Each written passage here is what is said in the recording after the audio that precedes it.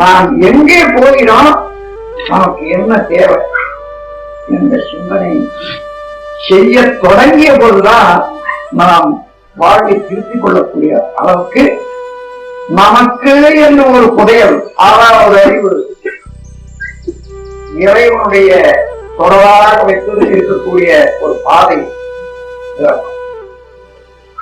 சிந்தனை செய்ய முற்படும் போது அதிலே இருந்துதான் நாம் இன்னது செய்தால் இன்னது விளைகிறது, இதைத்தான் செய்ய வேண்டும், இதைத்தான் செய்யக்கூடாது, இன்னது செய்தால் இன்னது விளைகிறது என்பதை தெரிந்து கொள்வதற்கே ஒரு கூர்மையான அறிவு வேண்டும். அதன் பிறகு அதை நடைமுறையில கொண்டு வருவதற்கு ஒரு பயன் வேண்டும். இவையெல்லாம் பெறுவதற்கு பழக்கம் வேணும் அல்லவா? நினைத்தா வந்து விடுமா? பழக்கம் வேணும். அந்த பயிற்சி தான் யோகம் என்று சொல்றது. நீண்ட காலமாக வந்த சங்கீத கர்மம், இந்த பிறவியிலே செய்த வினைப்பதிவு ஆகிய பிராரப்த கர்மம், இந்த இரண்டின் வழியே இப்பொழுதும் தோன்றிக் கொண்டே இருக்கக்கூடிய ஆகாமி கர்மம், இந்த மூன்றும் சீர்படுத்தப்பட்டு வாழ்க்கையில முன்னேற வேண்டுமானால், பிறகு பயனை அடைய வேண்டுமானால் ஆகாமிய கர்மத்தை தான் திருத்திக் கொள்ள வேண்டும். இன்றைய ஆகாமிய கர்மம் நாளைய பிராரப்தமாக மாறிவிடும். நமது பிராரப்த கர்மம் நமது குழந்தைகளுக்கு சங்கீத கர்மமாக மாறிவிடும். இப்படி தொடரும். இந்த வினைப்பொருளை மறந்துவிட்டால் இறைவனுடைய நியதியும் மறந்துவிடும். ஆகையினாலே முதல் அறிவு நமக்கு இருக்க. அப்படி வினைப்பொருளாக வந்த உடல்,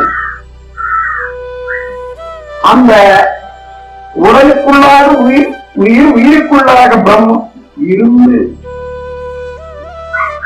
இயங்கிக் கொண்டிருக்க போதும்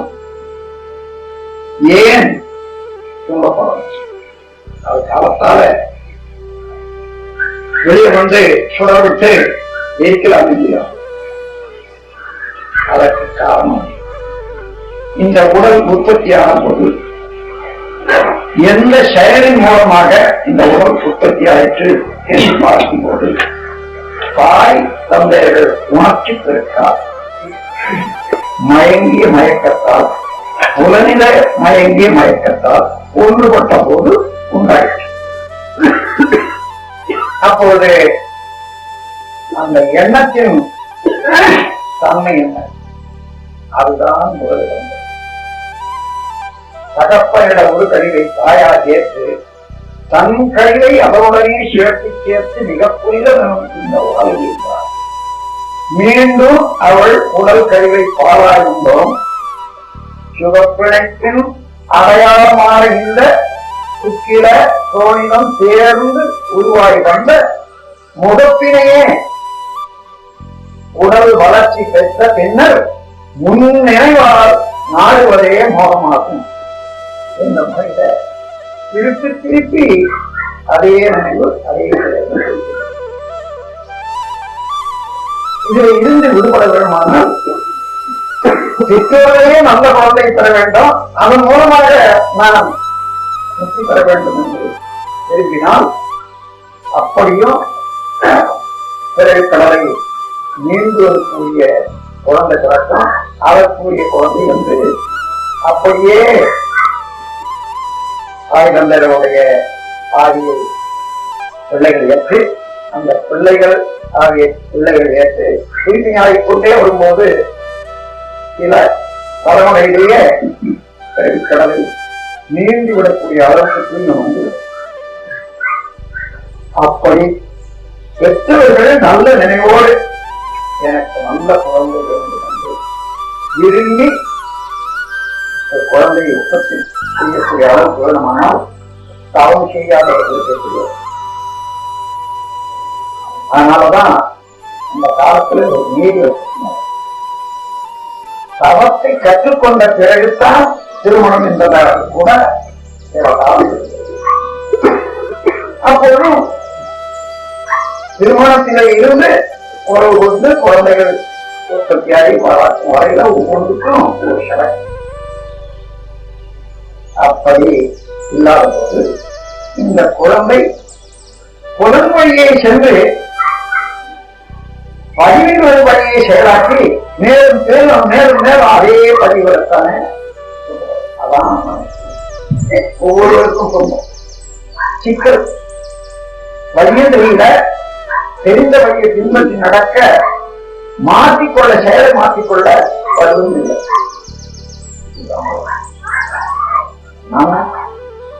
நாம் ஒவ்வொருவருக்கும் அப்படி முடியலை என்பதை இயல்பு தெரிந்து கொள்வது பிறகு மீது கொலை கூறுவதற்கு ஒவ்வொருவரும் அப்படி அந்த பாதையில வந்து இந்த இடத்துல ஒரு உயிர் உயிர வேணுமானால் அந்த உயிரினுடைய பிறப்பு உணர்ச்சி வயத்திலே ஆண் பெண் என்ற இந்து நாளும் கூடி அங்கே உருவானது. அந்த உணர்ச்சியே முதலிடமாக கொண்டு வாழ்ந்து கொண்டிருக்கக்கூடிய உயிர் அறிவின் வயப்படுவதற்கு அறிவின் வயப்பட்ட பிரம்மஞானம் பெற்ற மெய்ப்பொருள் உணர்ந்த ஒருவருடைய உயிர் இந்த உயிரோடு கலந்துவிட வேண்டும். அந்த உயிர் கலப்புத்தான் உபதேசம் என்றும் ஈர்ச்சை என்றும் ஈர்ச்சை என்றால் புனிதப்படுத்தும். உடலாலே தாய் தந்தையமும் திரை வந்துவிட்டது, அறிவுக்கு திரை வேண்டும்.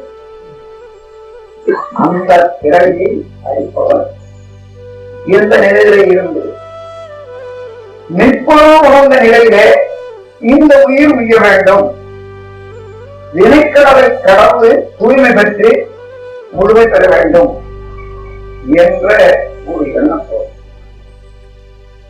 அந்த நிலையிலே இருந்து கொண்டு இவருடைய உயிர் இந்த உயிருக்கு பார்த்து அதுதான் சொத்து நோக்குவது, கண்களால் பார்த்து உயிரை செலுத்துவது, நினைவினாலே செலுத்துவது, மூன்று வகையான இயற்கை மூலம் குருவனுடைய உயிரை செலுத்திடமைக்கு செலுத்த முடியும். செலுத்தினார்கள், இப்பொழுது செலுத்திக் இந்த தூய்மையான ஒரு சேவையில ஈடுபட்டிருப்பவர்கள் குண்டலிங்கோடார்கள், ஈடுபட போகிறவர்கள் குண்டலிங்கோடார்கள். அந்த உயிருக்கு ஒளியூட்டும் ஒரு வீட்டையில அவர் நினைவு எப்படி இருக்கிறது? எந்த பொருளிடத்தில் இருந்தோ ஒரு அறை வீசும் போது அந்த பொருளின் தன்மையெல்லாம் அந்த அறையிலே இருக்கும். அதோடு அது வீசும் போது என்ன கருத்தை நாம் கொடுக்கிறோமோ அந்த கருத்தோடு சென்று அந்த கருத்தையும் அங்கே தூண்டி அப்போ இறைஞானம் பெற்று அந்த நிலையிலேயே இருந்து கொண்டு பெரியார் சொல்றார்,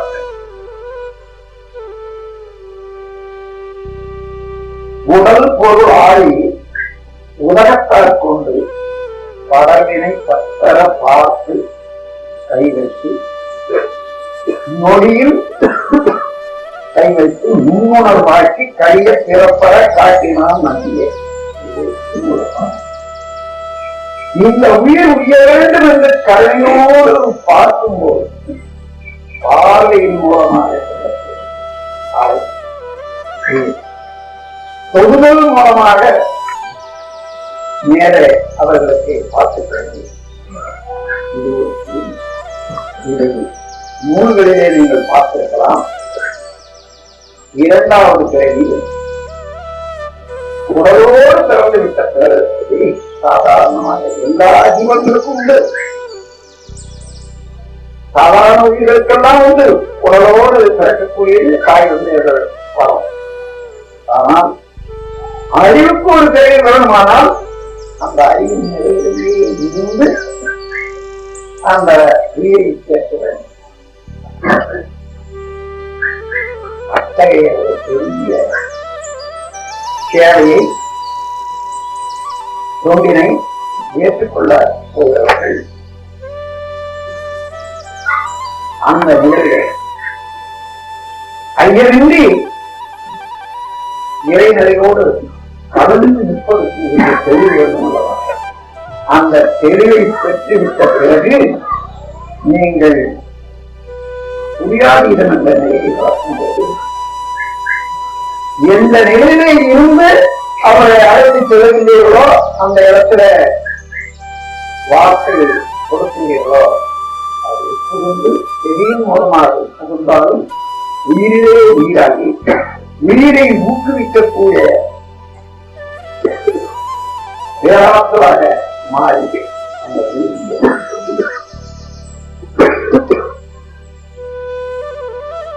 பல வினையின் அழுத்தத்தினால உடனடியாக அந்த உயிர் வீடு கிடைக்காமல் இருக்கலாம். உபதேசம் பெற்ற பிறகு கூட முன் சென்ற வழியிலே போய்கொண்டே இருந்தால் நீங்கள் நல்ல நினைவோடு பாய்ச்சிய உயிர்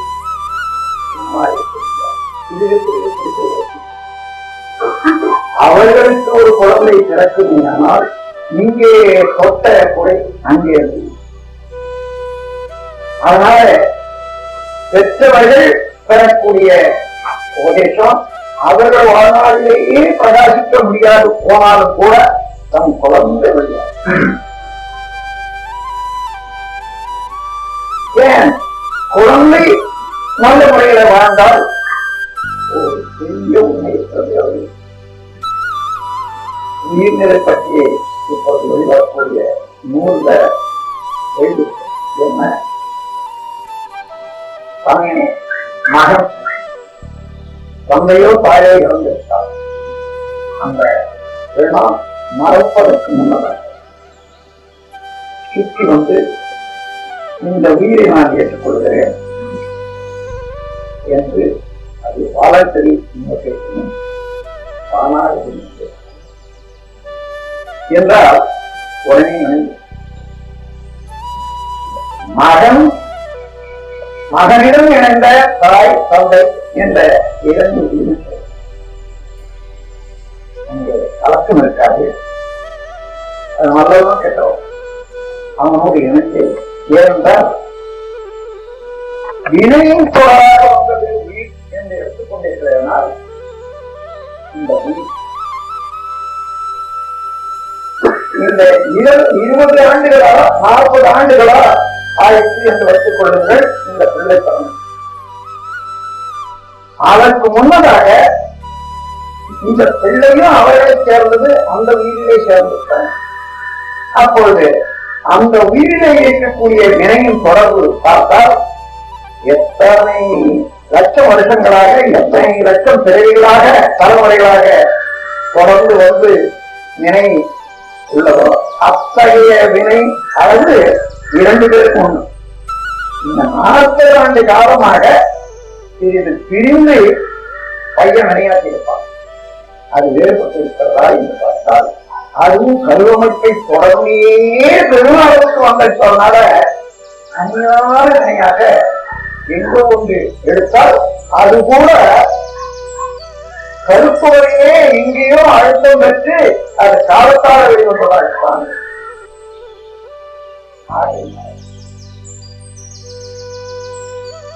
உபதேசம் என்பது சாதாரண உயிர்கள் எத்தனையோ பேர் கேட்டுக்கொண்டிருக்கிறார்கள். அவர்களுக்கெல்லாம் எவ்வாறு நாம் கலப்பேன் என்ற தெரியாமல் அவ்வப்போது ஏதோ அவர் சமாதானம் தகுதியில்லாதவர்களுக்கெல்லாம் நீங்கள் வாரி வாரி வழங்கிக் கொண்டிருக்கிறீர்கள். இவ்வளவு பெரிய தத்துவமாகி உள்ள இந்த குண்டலினி உபதேசத்தை என்ன தகுதி நீங்கள் பார்த்தீர்கள்? என்னையே தெரிவிக்க ஒரே தகுதிதான். அது ஒரு உயிர் இறையை நாடி செல்லும் பயணத்திலே இருக்கக்கூடிய உயிர். எல்லாமே அதே இடத்துல வச்சு பார்த்தா எல்லாமே சமம். அந்த உயிர் உயிர வேண்டும். ஆகையினால அந்த உயிர் உயிருக்கு அடித்தளமான அறிவு அங்கே அமைந்திருக்கிறது. அதுதான் அதை விட கல்வி அப்படித்தான் இருந்தாலும் நண்பர்களே, ஆகையினால ஆசிரியராக வரக்கூடியவர்கள் இன்று ஒரு உயிரை நாம் உயிரிட்டு விட்டோமானால் அந்த உயிரை தொடர்ந்து வரக்கூடிய உயிர்களை எத்தனை ஜென்மமானாலும் தொடர்ந்து தொடர்ந்து நல்வழியாகி அது பல உயிர்களையும் சமுதாயத்திலே சொல்ல ஒரு பெரிய சித்தாகமாக அந்த நோக்கத்தோடு உயிர் உய்வதற்கு வேற எத்தனையோ தர்மங்கள் வீடு எல்லாம் இருக்கலாம் அந்தந்த இடத்துல நிறையான. ஆனால் இந்த வீடு உயிருக்கு அறிவொழி ஊட்டக்கூடிய வீடானது இறைவனுக்கே நேரடி கொண்டு அந்த ஆகையினால்தான் மெய்ப்பொருள் விளக்க வேண்டும், மறைபொருள் விளங்கிக் கொள்ள வேண்டும்.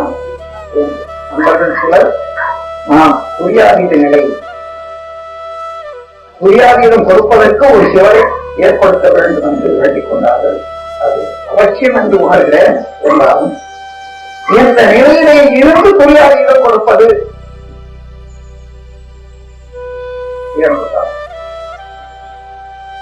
அந்த நிலைக்கு வர